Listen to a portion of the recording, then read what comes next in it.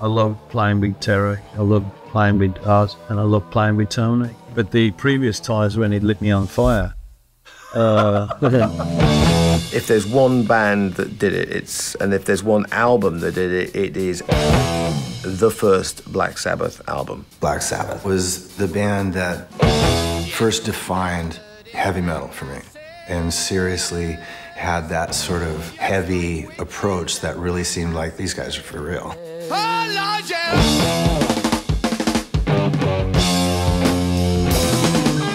Heavy metal wouldn't exist without Bill Ward. As the legendary drummer and co-founder of Black Sabbath, he's left a lasting mark on the world of music with his thunderous grooves and dynamic style.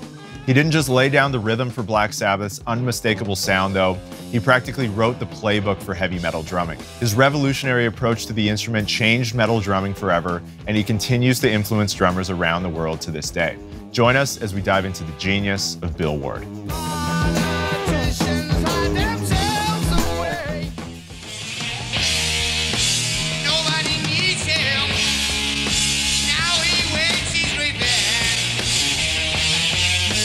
When you hear Bill Ward's energetic drumming, you'd likely expect that he was influenced by other drummers or percussionists early on. But it was actually a pair of band leaders who left a lasting mark on Ward. Count Basie, anything by Count Basie. Then it would have to go to Glenn Miller. Both Count Basie and Glenn Miller had a huge impact on me as a child. But it wasn't too long before he was hooked on playing drums, citing big band drummers like Buddy Rich, Gene Krupa, and Louis Bellson as early influences. I learned to play drums in Aston. I learned to play drums by listening to the big band records that we had. And also I was influenced by those boys' brigades, and I was fascinated by the colour of drums and the ropes attached to the drums and everything that makes a drum look incredible. To this day, Ward praises big band drummers' ability to hold down a commanding swing groove. I still love swing, I still love big band swing, we still play. Just recently we were playing I Got Rhythm, but when Krupa played it, he was, you know, I mean, he was like fours on the floor and just like dun dun dun dun.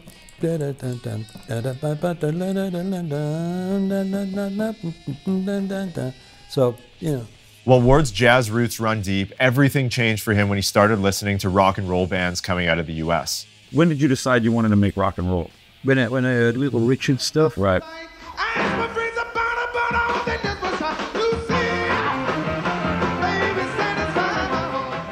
Everybody coming out of American rock and roll just turned me on so much that I just couldn't stop listening to it. By the mid-60s, aged only 15, Ward was playing and singing in a band called The Rest. He would head out on the road where he met other musicians, most notably Tony Iommi. After returning back home to Birmingham, the two of them started developing their sound together.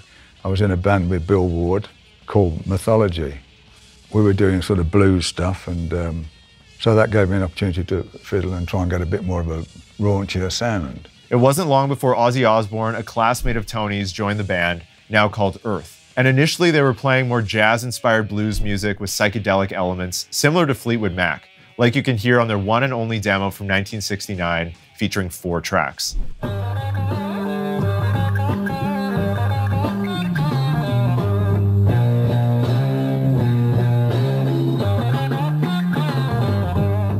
During this time, Ward was heavily influenced by Clive Bunker and Ginger Baker. He also totally admired John Bonham from Led Zeppelin. By the time Led Zeppelin's first album was released in 1969, the same year that Earth released their demo, the band changed the direction of their music. On the first Sabbath album, the band sounded much heavier than any other groups at this point. The self-titled track in particular had an immediate impact on the scene. Ward's unique approach to the drums on the track played a huge role in the overall heaviness of the sound. We would sit down and make a piece of music together. One of the things that I would try to create with drums, a lot of atmosphere, definitely use a lot of toms to bring about certain words. When Ozzy sang, "What is this that stands before me?" I knew where I had to go with the toms. The track features a slower tempo with Ward's driving drum part following Tony Iommi's trademark diminished fifth chords, giving it that darker and foreboding theme.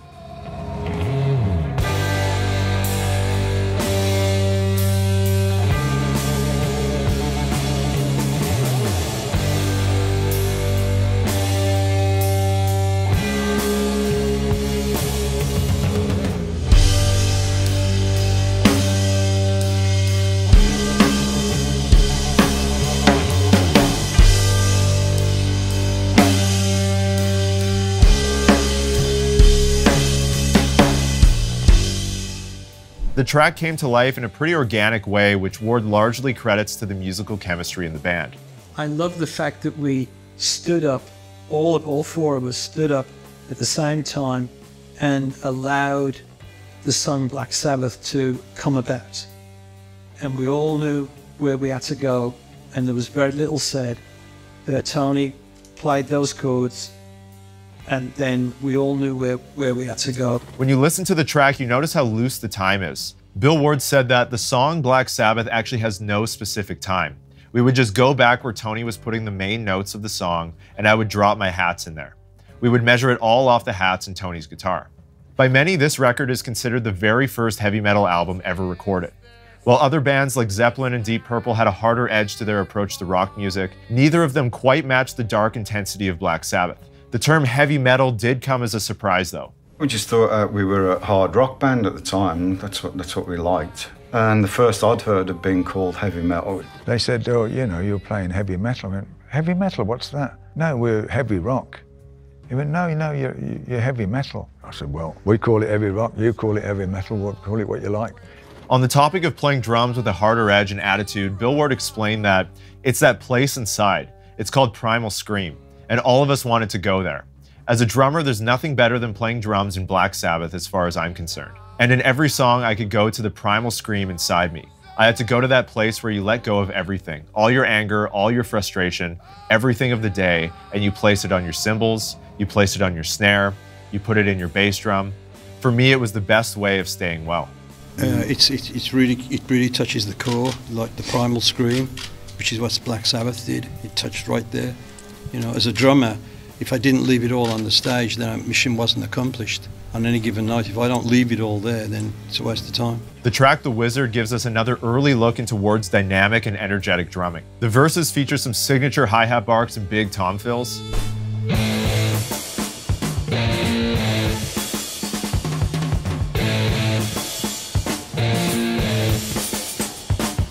Before flying into a groove that perfectly matches the aggressive harmonica part and Geezer Butler's bass line in the chorus.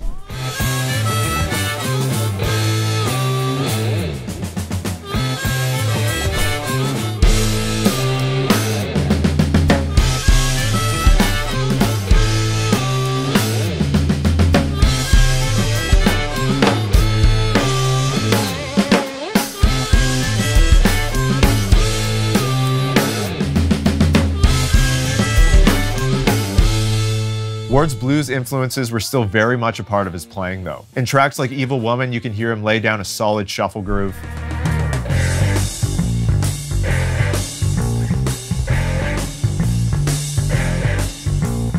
And in tracks like Wicked World, you can hear his jazz influences shine through, playing a traditional swing pattern in the intro section and throwing in fills that wouldn't be out of place in a big band setting.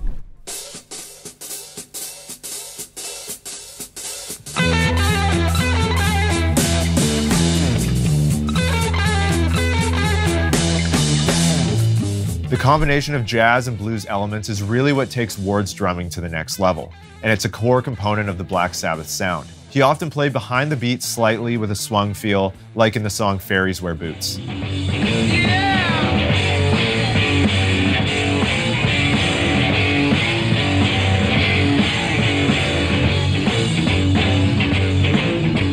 This fluid sense of time can be heard throughout the song, with Ward masterfully navigating through tempo changes.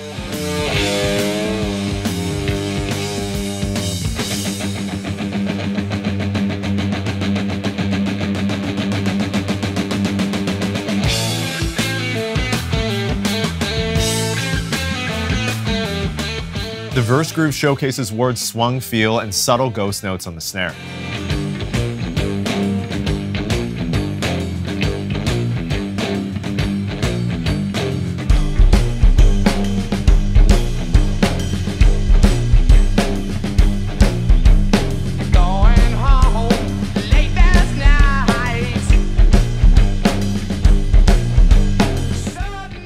The track Children of the Grave from Master of Reality is another great example of Ward's swung, laid-back feel, this time in a much heavier setting.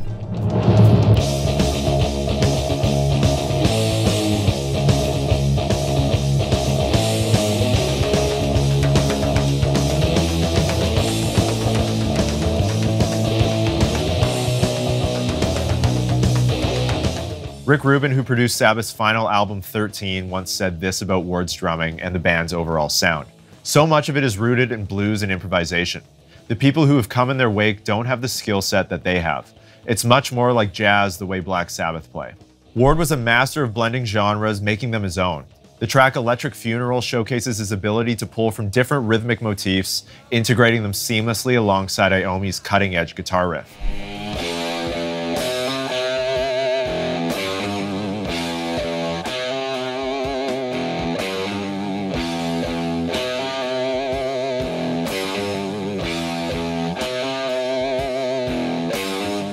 The origins of Ward's drumming style are pretty unique in the sense that he found inspiration from a variety of genres, both in his hometown of Birmingham as well as abroad from the United States. His approach to the instrument changed drumming forever, and although Sabbath's music was heavy, he had this uncanny ability to make the songs feel nice and groove.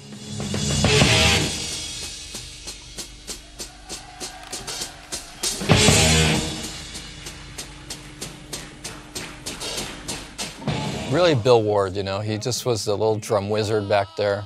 You know, he's with his Lycra scoop neck wizard top with the stars all over it and just back there destroying. While the sound of Sabbath was something new entirely, it wouldn't have caught on the way it did without Ward's unique approach to drumming. He was capable of writing catchy drum hooks that perfectly fit and elevated the music. The transition into the chorus of War Pigs immediately comes to mind. People go home. Oh, Lord, yeah.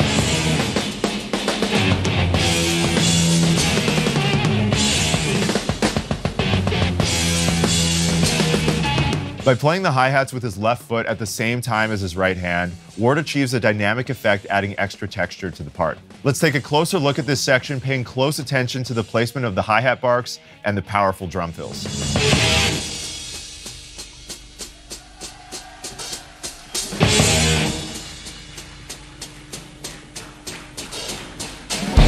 Death and hatred to mankind, poisoning their brainwashed minds. Oh, Lord, yeah.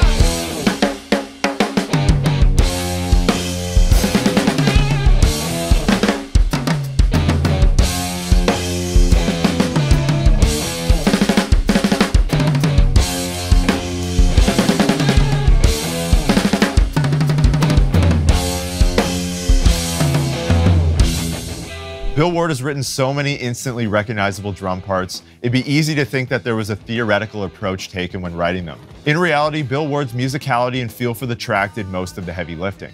He once said, "I've never regarded myself as a drummer. In fact, I have a lot of problems keeping time and being a drummer. I'm not sure what that's supposed to look like. However, playing orchestrationally, I paint in pictures, so I follow anything. If Ozzy says a couple of words or a melody, I'll play to his melody. That's where my heart is, inside that kind of structure. I do that with Geezer. If Geezer just plays one bass note, I can structure all around him." And while he claims to have problems keeping time, he was often the glue holding it all together. In the track Hole in the Sky, he lays down a solid backbeat groove that drives the momentum of the track. I'm looking through a hole in the sky. I'm seeing nowhere through the eyes of a lie. I'm looking through a hole in the sky. I'm seeing nowhere through the eyes of a lie. I'm getting closer to the end of the line. I'm living easy where the sun doesn't shine. Ward's drumming was clearly influenced by a wide range of styles. He'd often cross paths with John Bonham in the music scene of Birmingham, who was good friends with Tony Iommi. It was a mutual friend of theirs, Mike Evans, who first introduced him to Bernard Purdy's funky drumming, with Ward recalling, "Sometimes on trips to Drum City, the Birmingham City Center shop owned by Mike Evans, I'd bump into Bonham along with other fine drummers. Some visits turned into mini clinics. I'd watch Mike do his Purdy. I think he turned everyone on to Bernard Purdy, whose hi-hat work was incomparable." On the track Hand of Doom, you can hear him using a funky Purdy-inspired cross-stick groove to support the bass line. First it was the bomb, Vietnam, Nepal. Notice Ward's tendency to stay just a touch behind the beat, which adds a lot to the overall feel of the song. This is especially noticeable on the verse section of the track Sweet Leaf.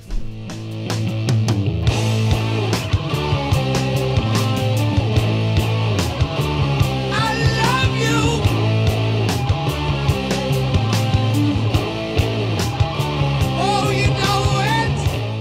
And talking about this track, listen to the accented patterns he plays later in the song, something we've already talked about as being a signature part of Bill Ward's playing.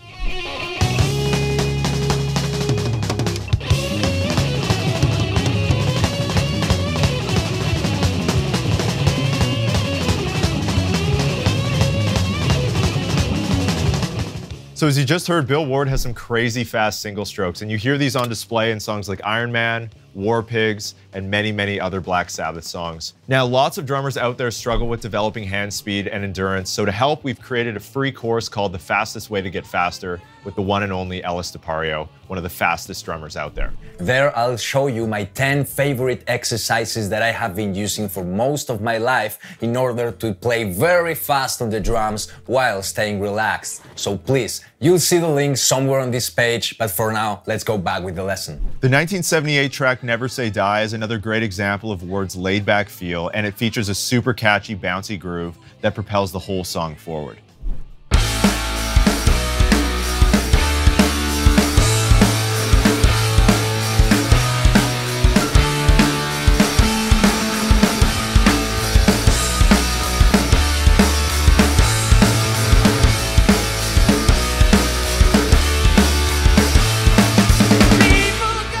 Ward was also heavily influenced by the Beatles and Ringo Starr's drumming. He explains, "I love everything the Beatles ever did. It was just the first time for me that I've ever heard anything like that in my life. A pop band playing in a newness that I'd never felt before. I didn't know you could do that with music."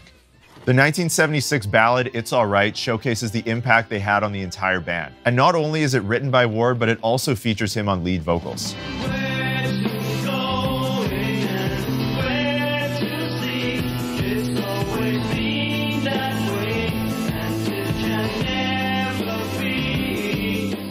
The transition between Wasp and Behind the Wall of Sleep is especially memorable, with Ward seamlessly transitioning from a heavy 3/4 waltz groove into a straight-ahead funk beat. Note that there's no metric modulation happening here, it's just a sudden tempo change.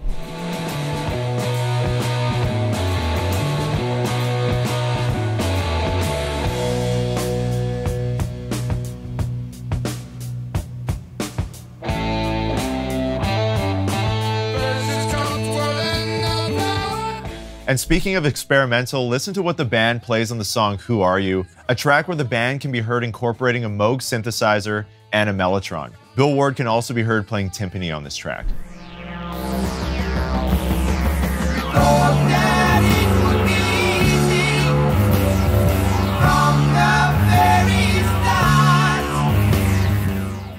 It takes a drummer with a keen sense of musicality to navigate through these time, tempo, and feel changes while keeping things groovy. Ward's versatility is often understated, but it really shines through on tracks like Air Dance.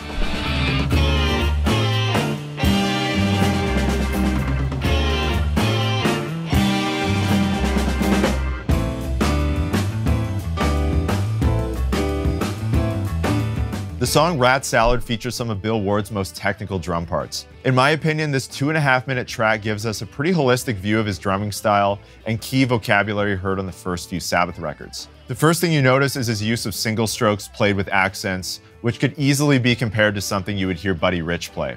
You first hear this when the main riff kicks in.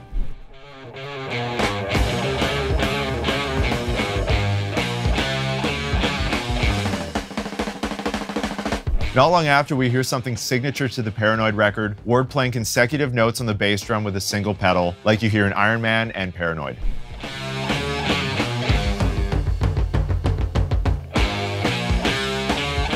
The next thing is the syncopated Latin-inspired ride patterns in the B section, and these continue to show up on later records on tracks like Cornucopia.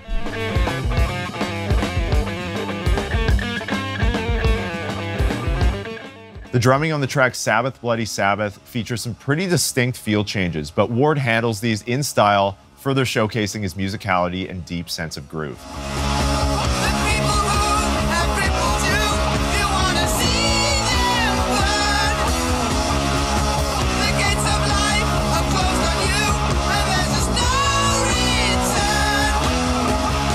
In Ozzy's autobiography, I Am Ozzy, he writes that Sabbath Bloody Sabbath was our last truly great album, I think.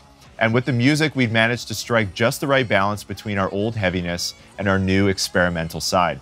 We were all happy with Sabbath Bloody Sabbath, I think. But regardless, the band would go on to record 3 more records with Ozzy from 1975 to 1978. After Ozzy's departure, Ronnie James Dio became the new singer. Ronnie came over and, God, when he started singing, bloody hell. I couldn't believe what was coming out of his little body, you know. The voice was so good. The self-titled track off their 1980 record, Heaven and Hell, the first album with Ronnie James Dio on vocals, showcases Ward's ability to integrate different genres.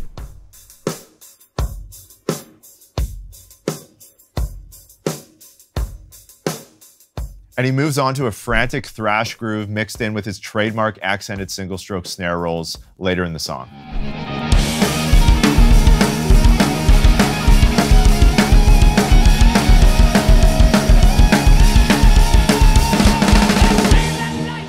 Around this time, Ward started to become unhappy with the creative direction of the band, saying, "Heaven and Hell was the beginning of a new band, which I had no idea what band I was in."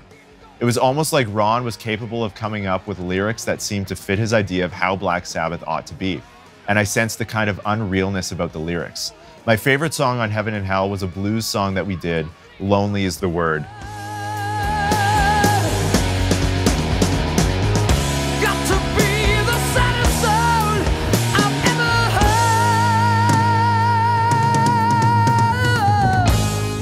Throughout the 90s and 2000s, after his main stint with Sabbath, Ward released several solo albums. The 1990 track Bombers featured a powerful 4-on-the-floor groove that sits right in the pocket. Listen, my son. One thing I learned and I know it. Ward's 1997 solo album, When the Bow Breaks, is full of hidden gems, showcasing his diverse skill set. The track When I Was a Child features a heavy 12/8 groove showcasing his blues background. Look in my eyes, can you see who I am? Look in my eyes, see if you understand. Troubled and hard, there's safety in range.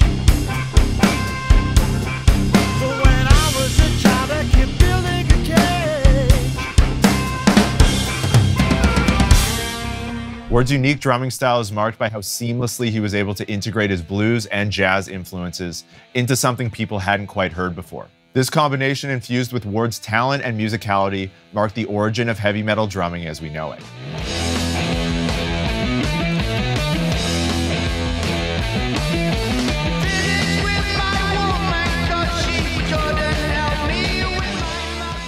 Ward's powerful, dynamic drumming laid the blueprint for what modern metal drumming is today. The self-titled track off their album Paranoid in particular was a game changer, with Ward's relentless kick drum pattern driving the song. It was pretty unusual to hear such a dense pattern on the bass drum during that period, but Ward's approach was ahead of its time. The footwork, stamina, and physicality he displayed on this track was something people hadn't heard before, and it set a completely new standard for future heavy metal drummers. Now keep in mind, Bill Ward was using a single pedal here, which is a real workout to keep consistent over the course of the 3-minute track.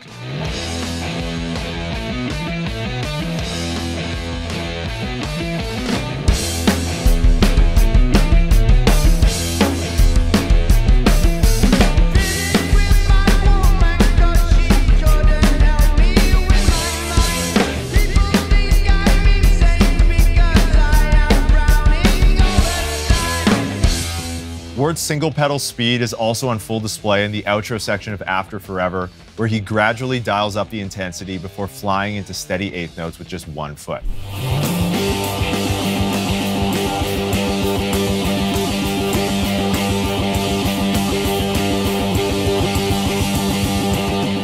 Despite the slower tempo, Ward's single pedal proficiency is also showcased in Lord of This World, where he plays steady 16th notes on the kick.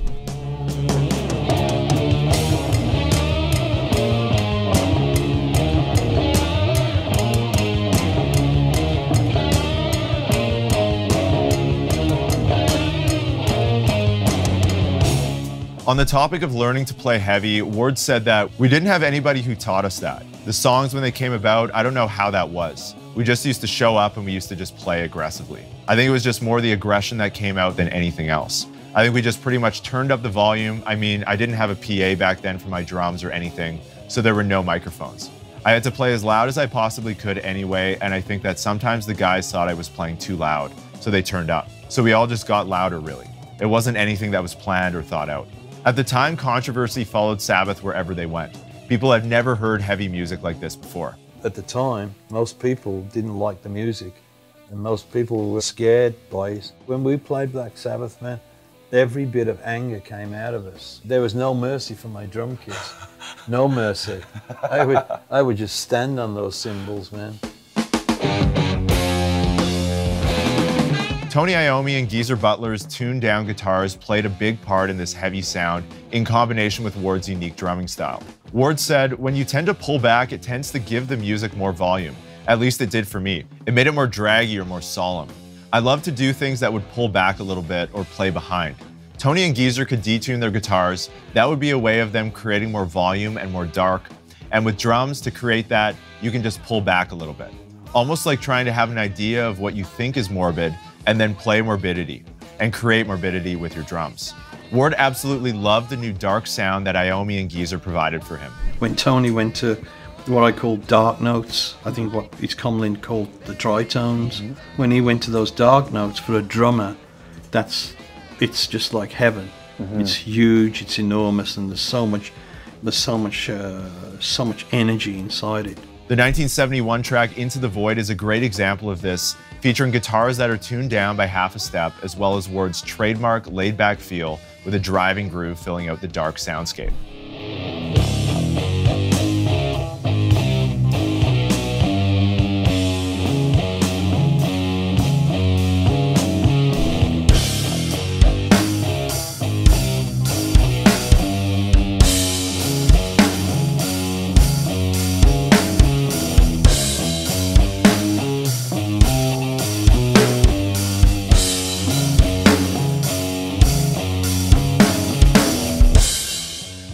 Halfway through the same track, you can hear Ward playing steady single kicks on the offbeats. The extra notes are actually overdubbed toms that are panned hard left and right, adding to the chaotic sound.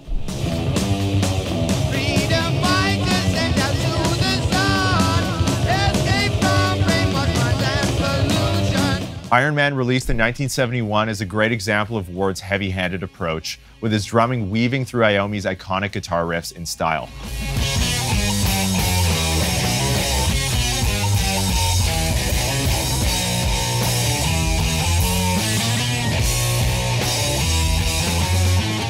A similar heavy-handed approach can be heard on Zero the Hero, a song which may or may not have inspired some of the riffs in Paradise City by Guns N' Roses a few years later.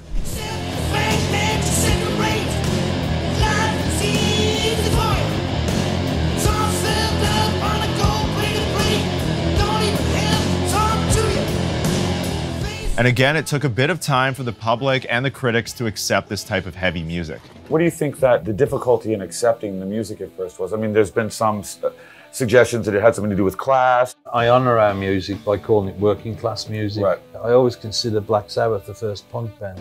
They were thoughtful lyrics, but at the same time, they were different. Right. And they were topical. And I think people had a tough time admit that they just didn't like the subject matter. Right. And that's where some of the things from other realms, if you like, or devil music or whatever, that's where some of that started to show. Tracks like War Pigs became anthems in the counterculture and anti-war movement of the 70s, and this had a profound impact on Ward. It was also difficult on a social level in certain parts of the world. You know, it was completely unacceptable to be who we were. We were stopped from going to certain places because they were simply afraid of what we might do. Ward's innovative, dynamic style can be heard as early as the first Sabbath record, with the track NIB being a great example of a more classic heavy metal track. This is similar to what bands like Iron Maiden or Judas Priest gravitated towards almost 10 years after Sabbath. My name is Lucifer, please take my hand.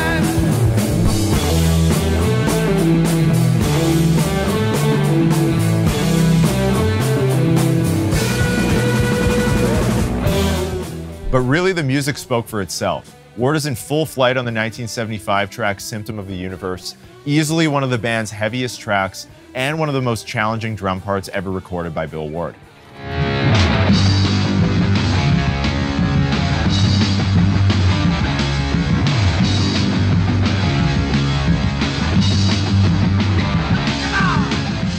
The song features a commanding backbeat groove and thunderous drum fills throughout, and there's no wonder why this song is credited as an influence on the development of thrash metal. Let's take a closer look at how it's played on the record. Wish me luck on this one.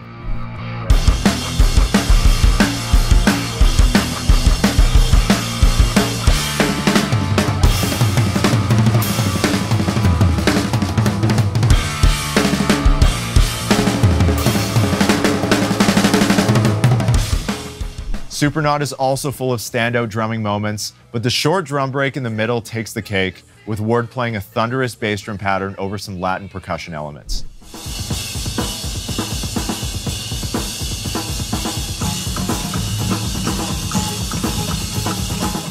The track Dirty Women is another powerhouse performance from Bill Ward. He follows Tony Iommi's almost prog-like riff before flying into a driving groove, setting the pulse for the rest of the song with his trademark hard-hitting style.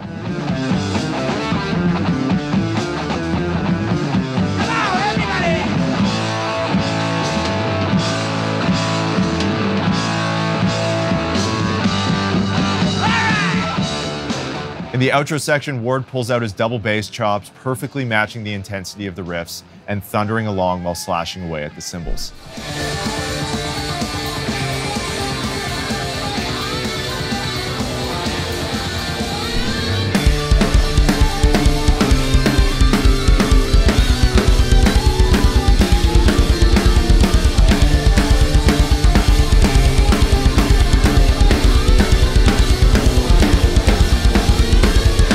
Ward generally used double bass pretty rarely, but would often include quick runs for furious trash can endings during live shows.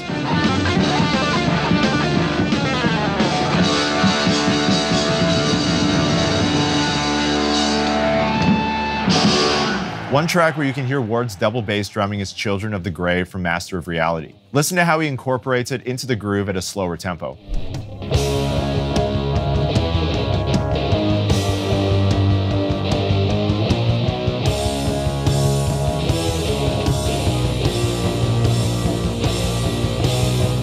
Talking about the 1971 record Master of Reality, Bill said, "This is the most enduring Black Sabbath album for me. The production is extremely good, Tony was trying a lot of new things, and I'm very pleased with the drumming. I was pulling off a lot of new things I've been trying to do for 3 years, such as my double bass work in Children of the Grave. There's a lot of different bass drum movement, and I play the timbali with my left hand on that song too." Now, when you listen to the studio version, you'll notice that the timbales are actually quite prominent in the mix and even play directly over the main drum part at times, where Bill Ward is playing with all 4 of his limbs.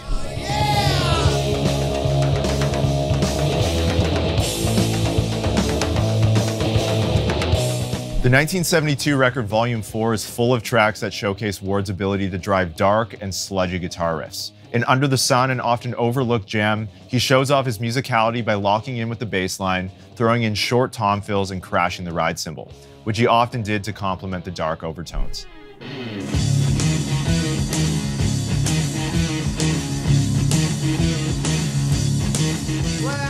Cornucopia is another extremely dense and heavy track off the same album. Listen to how Ward introduces an intricate ride pattern before giving way to a more straightforward groove, all the while throwing in snare rolls and ghost notes.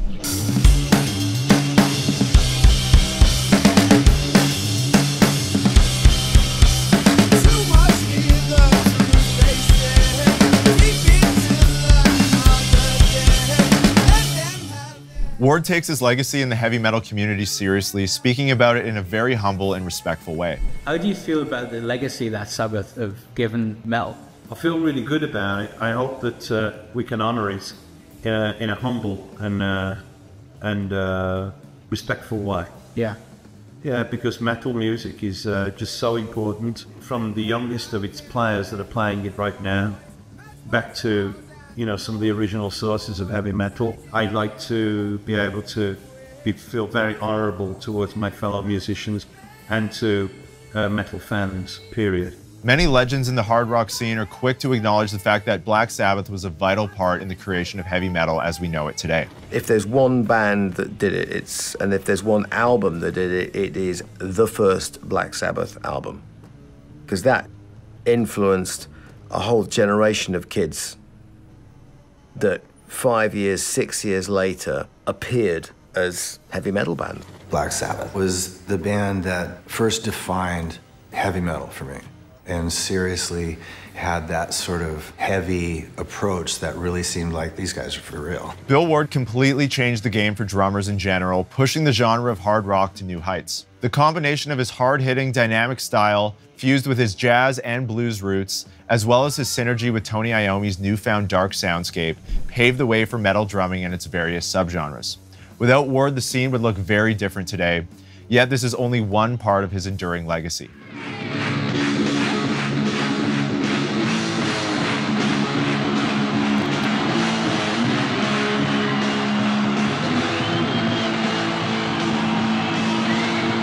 When looking at Ward's achievements, it's easy to draw parallels to his peers of the time like Keith Moon, John Bonham, Ian Pace, and Mitch Mitchell.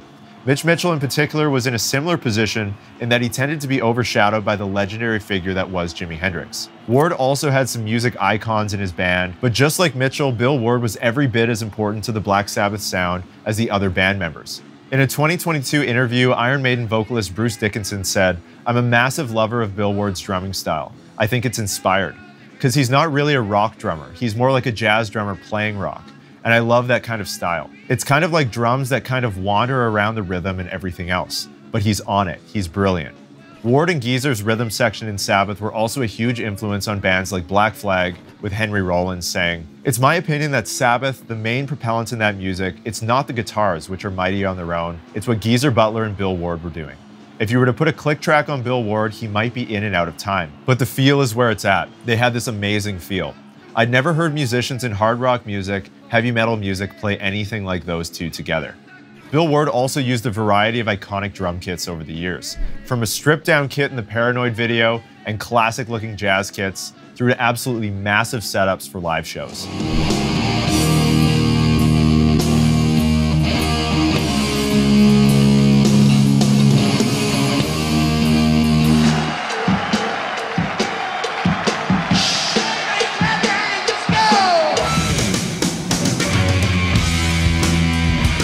So for this particular video, we chose to build two tribute kits modeled after Bill Ward's Paranoid studio kit, as well as his 1978 kit from the Never Say Die tour. These kits are always a labor of love to build, and it really shows how legendary Bill's drum kits were.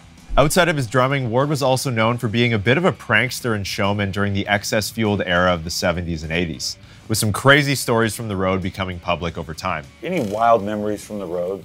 The first thing that comes to mind right now, for some reason, is being nude in the fountain at King's Cross in Sydney, Australia. I'll give you one guess who was in the fountain with me. Ozzy. In the daytime as well, I might say so. And being arrested. Yeah, I have heard some stories about practical jokes amongst the band. But it's been like that since we were kids. Because there's kind of a famous one of you walking into the studio and Tony Iommi going, "Hey Bill, can I light your leg on fire?" And you're like, "Well, let me do my bit first." And then you're leaving, and as you're leaving, you're like, jokingly say, "Hey, did you still want to light my leg on fire?" And they lit your leg on fire, and it burned you really bad. Yes, that one didn't work. But the previous times when he'd lit me on fire, we knew how to roll out. So we had it down. It was like a little show that we would do. And of course, we can't forget the legendary story of Bill Ward being painted gold. So one night, Bill Ward, he got absolutely pissed as a parrot. I mean, he was so drunk. So he got back to the house, and he couldn't get his clothes. So he got his clothes off, and he's like, and for some silly reason, we had an idea of spraying him gold. We got these spray can paints and sprayed him gold. And it was laughing at first. Then he got really violently sick. So I had to phone 911. And I said, "What is it?" I said, "It's emergency, can we have an ambulance?" And I said to him, "Well, what's wrong with him?" "Well, he's painted gold." And of course they came out and they just ripped us apart, you idiots, you know. Ward's humility sets him apart not only as a drummer, but as a genuine human being who always loves to connect with fellow drummers. In a recent interview I did with Mastodon's Bron Daler, he talked about how he first met Bill Ward. I would say we were on Ozfest 2005 with Black Sabbath and Iron Maiden, and because we're super lucky. Security guards showed up to the bus and knocked on the door, and I opened the door, and he said, "Is Bron Daler in here?" He said, "Bill Ward wants to see you in his trailer." And I was trying to think, I'm like, did I say something to offend Bill Ward? Did I do anything? Have I done something? I felt nervous, but he just wanted to meet me because he liked my drumming and stuff, and it was the nicest thing one of the nicest things that anybody has ever said to me. So he was just, Bill is just the nicest, sweetest dude in the world and loves music and loves other drummers and wants to tell them that he loves their drumming in person, and, you know, just zero ego, one of the most awesome drummers the world has ever known. I love you, Bill. Ward was also very open with how he sometimes struggled with the showbiz side of the industry. You know, it's one thing me liking it, it's another thing the manager liking it, or the producer liking it, or do they want to change me before I even get it out on tape, you know? Because that's what happens a lot of the time, man. A guy will have an idea and then everybody will want to change it around before it even gets on tape, you know, and that. You know, it's like, be what you are and, you know, and just do it, man, you know? That takes some doing sometimes, because a lot of musicians will let themselves be manipulated. And there's a difference between compromise and manipulation. Bill Ward will forever be known as the godfather of heavy metal drumming, and he still continues to work on projects to this day. I want to play hard rock music, you know. I want to play loud drums. I love playing with Terry. I love playing with us. And I love playing with Tony. You know, when Tony opens up with huge chords, man, I still get the same shiver up my back that I got when we were 18-year-old kids. It ain't gone away, it's still there. You know, I feel really, really fortunate. I've been able to have music in my heart. Believing in what we did, I think, you know, which we always have done, and we always stuck together, and that was our thing, to be together. And I mean, and we did. We lived together. We were always together, you know, in the early days. And that bonds it, makes it bond. And it's you against the rest of the world, you know, all the people that don't like it. It's you there, you're there as a team. That's sort of what made it work, the belief in what we're doing and the thing to drive us on, and we relied on each other for that. No, it was really good. All right, there you have it, the genius of Bill Ward. Hopefully you enjoyed this deep dive into Ward's drumming and learned something new along the way that you didn't know before. Bill Ward helped shape a new era of music in the 70s and 80s, becoming a core component of one of the most influential bands in modern music history. Very few can say they helped usher in a brand new genre of music, yet Ward did exactly that, and can rightfully be called the godfather of heavy metal drumming. His unique style is timeless, and he firmly sits in the pantheon of legendary drummers like Bonham, Mitchell, Baker, and Moon. Now, before you go, make sure you leave a comment below and let me know one thing that you've learned from listening to Bill Ward. Also, stay tuned for the next episode in the Genius Of series, which is on Brad Wilk from Rage Against the Machine. It's going to be a good one, and you don't want to miss it. Lastly, if you're taking these Bill Ward grooves and fills to the kit, there's a link down in the description where you can get free access to our Fastest Way to Get Faster course with Estepario Siberiano. And trust me, this course is going to be a game changer for improving your hand speed and endurance, and ultimately it's going to help you play these Bill Ward drum parts up to speed. So I hope you go check it out, because I promise it's going to help you reach those goals. And with that, thank you so much for watching, and I'll see you all in the next video. Cheers.